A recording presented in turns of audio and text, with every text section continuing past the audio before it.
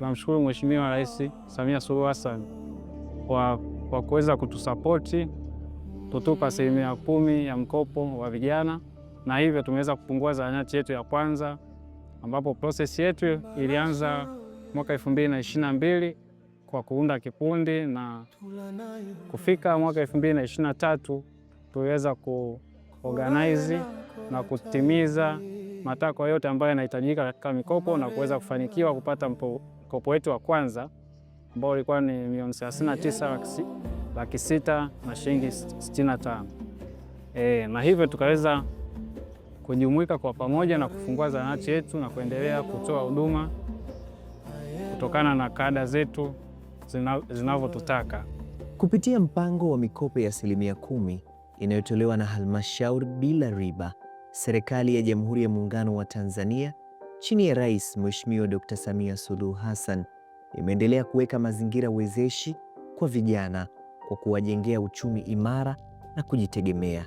Katika halmashauri ya wilaya ya Chunya mkoani Mbeya, vikundi mbalimbali vimeendelea kunufaika na mikopo inayotolewa na halmashauri hii. Hapa kikundi cha Upendo na kikundi cha Super Cargo Group ni ushuhuda wa namna fursa hii ilivyobadilisha maisha yao. Sisi ni wanakikundi, tupo 5. Tulikutana hospitali ya wilaya ya Chunya, tulikuwa tunajitolea wote, ambapo tuliamua kuanzisha kikundi na kuenda kuomba mikopo ya halmashauri ya 10% ambayo inatolewa na serikali kupitia mapato ya ndani. Kwa tuliunda kikundi mnamo mwaka 2022, tukafuata process zote na taratibu zote.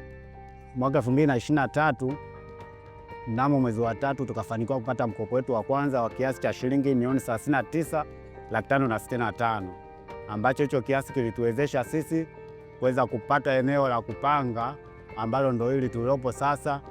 Tukafungua zahanati na kununua vifaa na kufanya ukarabati mwingine mdogo mdogo. Hii dispensary imenifanikisha mimi kuendeleza maisha yangu.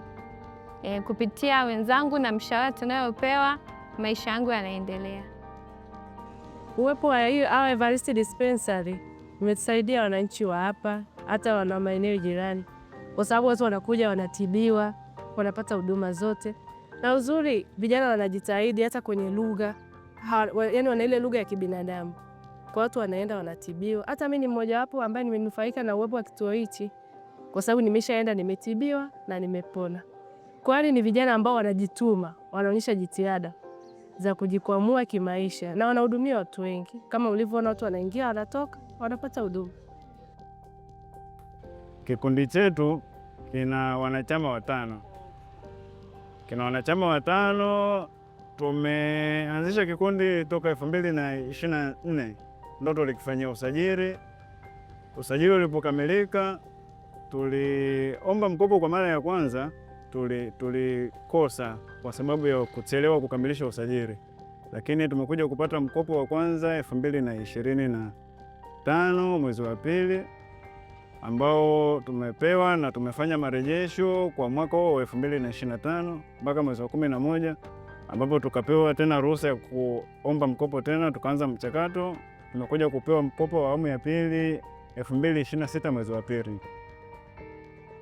Sisi kwenye kikundi chetu Super Cargo ni miongoni mwa vikundi ambavyo vipo ndani ya halmashauri ya Chunya, ni wanufaika. Tuseme ni wanufaika namba 1. Sisi tu vijana kwa ujumla kwenye kile kikundi chetu tukiwa 5, tumepambana, kila mmoja ameweza kuwa na uwanja wake, ana uwezo wa kujitegemea. Pili, nikiwepo mimi nimejenga mji wangu kupitia huu mkopo wa halmashauri. Nina mji wangu mkubwa, hata viongozi wa halmashauri niliwaambia, baadhi wengine wamekuja kuutazama na kuuona ule mradi, kwamba mlengo mkuu niliokabidhiwa kupitia halmashauri, kupitia hela za mama za 10% ambazo hazina riba, tumepewa bure. Yaani tunapewa ile milioni 20 tukarudisha kama ilivyo bila kuongeza hata shilingi 10,000. Mama yupo kazini na kazi anayoifanya ni kwa maendeleo ya kila Mtanzania. Sisi vijana wa Tanzania tupo na mama kazini, kazi na maendeleo. Sisi vijana wa Chunya tupo kazini na mama, kazi na maendeleo. Sisi vijana wa Chunya tupo na mama kazini, kazi na maendeleo. Kazi na maendeleo. Kazi na maendeleo. Kazi na maendeleo.